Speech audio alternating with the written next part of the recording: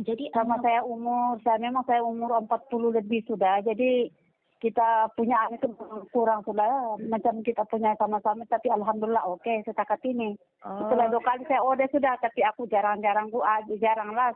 Pertama itu hari saya ada guna sebab yang keputihan itu, memang kalau keputihan itu ada gatal-gatal kan. Tapi alhamdulillah selama saya sudah guna, alhamdulillah tidak ada sudah.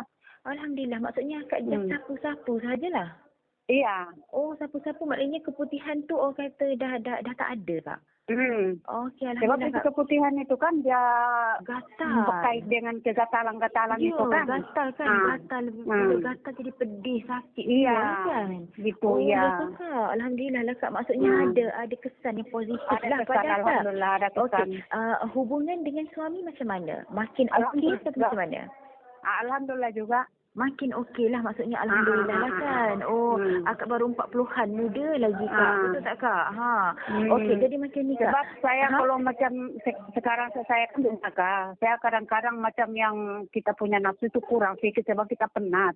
Tapi bila pun kita pun kasihan sama suami kan, memang itu tanggung jawab kita. Jadi mencari itulah yang macam meningkatkan nafsu orang kata lah. Okey, lepas tu ada kesan ke? Ada feedback? Alhamdulillah ada. Alhamdulillah. Sekali OD sudah, tapi saya OD itu hari kan memang jarang saya guna. Yang pertama 1 hari saya guna kerap.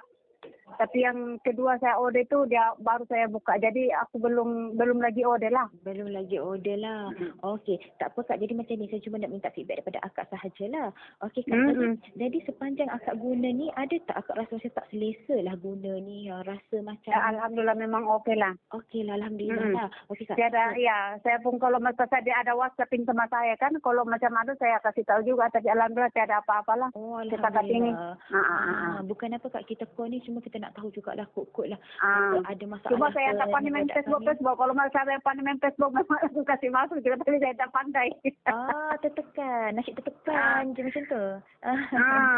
Aku tak pandai jenis dia macam kasih promo sama kawan-kawan lah. Tapi ada